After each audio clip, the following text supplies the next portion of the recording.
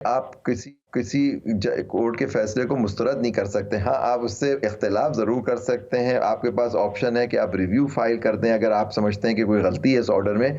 लेकिन आप under article 199 read with article 5 जो एक आप पे एक ड्यूटी देता है कि आपको कॉन्स्टिट्यूशन और आपको कानून को सबको मानना है, और article 190 you have to act in aid of the Supreme Court, जिसका मतलब होता है उनके हुक्म आप पे पाबंद हैं, आप उनके हुक्म के। इसकी खिलाफ वर्जी अगर आप करेंगे तो आप आइन शिकनी के मद में चले जाएंगे। अगर उसको रिजेक्ट कर रहे हैं तो ये बड़ी खतरनाक बात है, क्योंकि देखिए कोर्ट जो है एक सुतून है आपकी स्टेट का, और उसकी बात अगर ये ना मानेंगे तो आपका पूरा सिस्टम कोलैप्स कर जाएगा। अब कोर्ट को देखना है कि अगर उसे रिजेक्ट करते हैं तो वो उनके पास क्या अथॉरिटी है रिजेक्ट करने की कोर्ट के ऑर्डर की। ये तो ऐसी बात है कि जी मैं अब कोर्ट्स को मानूंगा ही नहीं, जो मेरी मर्जी होगी मैं इलेक्शन नहीं कराऊंगा, मुझे अपनी मर्जी से इलेक्शन कराने हैं, और अगर मैं देखूंगा उस वक्त सिक्योरिटी होगी, पैसे होंगे तो इलेक्शन, तो इसका मतलब आपका पूरा सिस्टम ही कॉन्स्टिट्यूशन ही कोलैप्स कर जाए। और आपने आपको क्लेम करें आप डेमोक्रेटिक गवर्नमेंट, तो आप उसको रिजेक्ट कर ही नहीं सकते। और देखिए पिछले अदवार में भी कोशिश हुई हुँ। कोर्ट के फैसलों के खिलाफ, फिर आपने उसका अंजाम देख लिया कि क्या हुआ, वो हुकूमतें रही नहीं। तो देखिए खुद इनको सोचना चाहिए कि आप एक हुकूमत वक्त हैं, आप पाबंद हैं सुप्रीम कोर्ट के या कोर्ट के ऑर्डर मानने के। लेकिन ज़ुबैरी साहब, हुकूमत तो ये कह रही है कि उनका यानी जो इस्तदलाल है वो तो ये है कि ये अक़लियती फ़ैसला है, इसलिए हम इसे मुस्तरद करें। नहीं, उनके उनके उससे कुछ नहीं होता, अक़लियती फ़ैसला उनके कहने से नहीं होता। कोर्ट का फ़ैसला है, उनकी वहाँ उन्होंने इस्तदा की गई, उनके अटॉर्नी जनरल ने इस्तदा की, उसको रिजेक्ट कर दिया गया, फुल कोर्ट की उन्होंने बात की। लेकिन पॉइंट इज़ दैट कि आपने वहाँ आर्ग्यू किया, आप पहले तो बॉयकॉट की बातें सुनने में आ रही थी। अच्छी बात है, कोर्ट की बॉयकॉट तो कोई चीज़ नहीं होती, लेकिन आप वहाँ मौजूद रहे, कुछ पार्टीज़ के वकील ने भी कोशिश की है दलाइल देने की। लेकिन अक़लियती फ़ैसला ये फ़ैसला नहीं कर सकते, ये अक़लियती फ़ैसला है। पहले के इश्यू जो केस था उसमें एक अभाम पैदा करने की नाकाम कोशिश की गई कि जी 4-3 से फ़ैसला आ गया, 3-2 का नहीं है। उसको भी आज कोर्ट ने अपने ऑर्डर में क्लैरिफ़ाई कर दिया, बल्कि उस पे कह दिया कि जी वो ही अक्सरियती फ़ैसला था। तो वो भी उसके पाबंद हैं, वो फ़ैसला भी उन पे लागू होता है। तो वो भी अक़लियती फ़ैसला नहीं है। अब उसके फ़ैसले के तहत उन्होंने एक शेड्यूल दिया था इलेक्शन कमीशन ने, उन्होंने कोर्ट ने सिर्फ़ ये कहा जो इलेक्शन कमीशन ने जो चेंज किया, तारीख बदली, उनका वो उसके मजाज़ नहीं थे।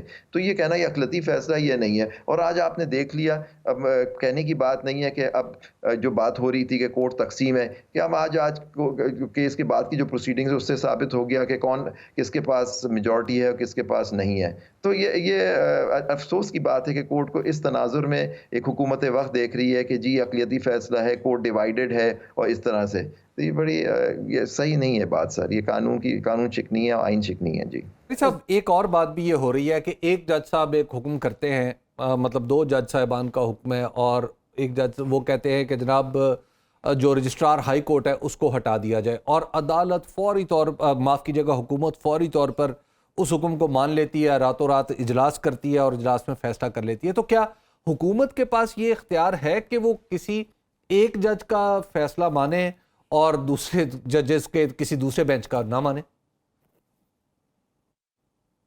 देखिए फैसला जो भी कोर्ट का फैसला होता है, हर अगर हुकूमत के जो भी पाबंद, हर हर हम सब पाबंद हैं उस हुक्म को मानने के। अगर उस बेंच ने फैसला किया था तो उनको वो भी पाबंद थे, लेकिन उसको देखना है कि वो फैसला क्या अक्सरियती फैसला, इतना बहस के उसमें एक अभाम था कि जी एक ऑर्डर था सुप्रीम कोर्ट का 5 मेंबर बेंच में कि सुओ मोटो पावर की किस तरह से एक्सरसाइज की जाएंगी, और आज वो भी फैसला जो है वो एक 6 मेंबर बेंच बैठ के उसको भी उन्होंने उस फैसले को भी उसके ऊपर भी उन्होंने अपने फैसला एक सादिर किया है 6 मेंबर बेंच ने। तो अब देखना होगा कि वो उसकी बात, और आप देखिए जैसे ही वो होता है एक खत लिखा जाता है और उसके बेसिस पे रजिस्ट्रार साहब को हटा दिया जाता है। तो देखिए अगर वो एक जगह वो मान रहे हैं तो यहाँ तो एक बहुत बड़ा फैसला हुआ जिसमें आइन और कानून के हिसाब से उन्होंने देखा है कि और क्या, और फैसला क्या है सर? फैसला ये है कि आइन में 90 दिन का पीरियड है, उसमें 90 दिन के अंदर ही इलेक्शन होने चाहिए, और ये उसमें उन्होंने होल्ड किया कि जहाँ तहलील गवर्नर या सदर प्राइम मिनिस्टर नहीं करते, वहाँ प्रेसिडेंट को तारीख देनी है इन कंसल्टेशन विद दी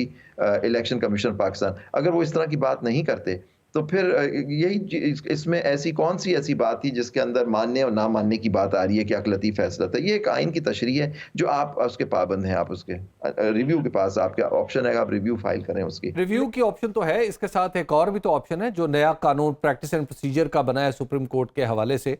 अगर वो सदर से मंजूर हो जाता है तो फिर एक अपील की ऑप्शन भी तो आ जाएगी। तो क्या इस सूरत में भी तो हुकूमत जा सकती है, यानी गोया उसके पास अपील का हक होगा?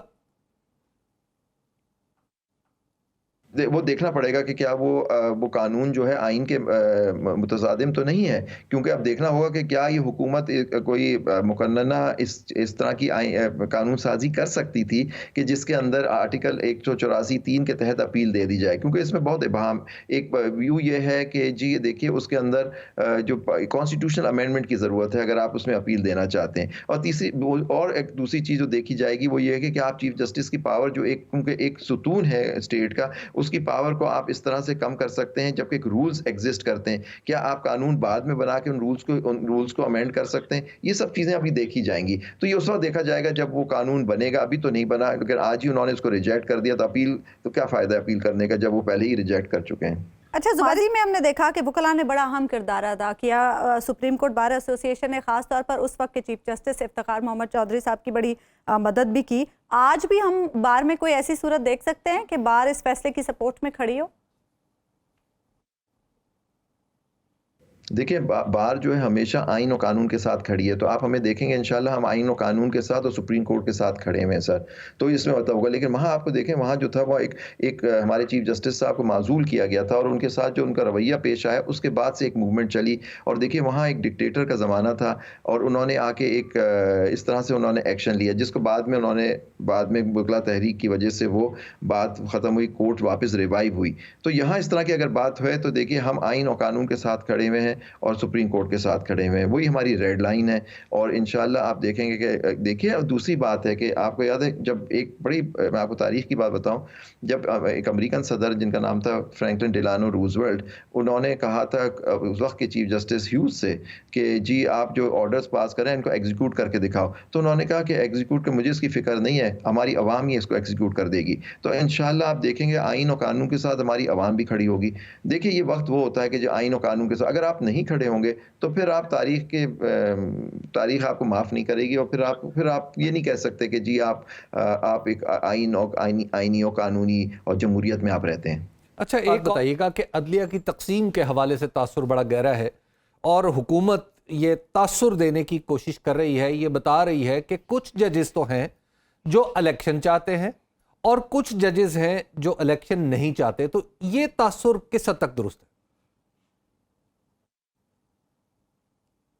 देखिए मैं नहीं मानता इस बात को, क्यों कोर्ट इस तरह से देखें लीगली और उस पे और उनके इख्तलाफात हो सकते हैं, लीगली हो या प्रोसीजर के ऊपर इख्तलाफ हो सकता है, लेकिन आइन के ऊपर और कानून की तशरीह पे नहीं होगा। आप देखें जो दो जजेस जिन्होंने इख्तलाफ किया था वो सुमोटो और CP नंबर 1 और 2023 में, उन्होंने भी यही कहा था कि देखिए ये पटिशंस मेंटेनेबल नहीं है, इस वजह से नहीं कि आइन की वो तशरीह करें, क्योंकि उन्होंने कहा हाई कोर्ट का रूट आपको लेना चाहिए, हाई कोर्ट से सुप्रीम कोर्ट में आना चाहिए, ये 184(3) की पावर्स को एक्सरसाइज नहीं करना चाहिए था। उन्होंने ये बात नहीं कही थी कि इलेक्शन 90 दिन में नहीं होना चाहिए। और दूसरी बात कि देखिए चलें ये जो मौजूद जज साहबान थे जो इख्तिलाफ में थे, जिन्होंने कहा कि पटिशन मेंटेनेबल नहीं है, लेकिन एक बात तो क्लियर है कि अगर जो भी ये फैसला था सुप्रीम कोर्ट का, जो आज फर्दर उन्होंने उनको कह दिया कि जी वो बिल्कुल सही फैसला हो, 3-2 से फैसला था आज का जो ऑर्डर पास किया है ऑनरेबल चीफ जस्टिस की बेंच ने।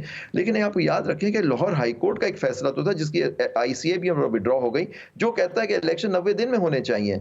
तो हाई कोर्ट का फैसला भी आप पे लागू है कि आप पाबंद हैं उसके कि जी 90 दिन के अंदर आपको इलेक्शन कराना है। तो दो सुप्रीम कोर्ट का भी फैसला है और हाई कोर्ट का भी फैसला है कि इलेक्शन होने हैं तो सिर्फ 90 दिन के अंदर होंगे। वो जो 90 दिन की तारीख है वो मैंडेटरी है जी।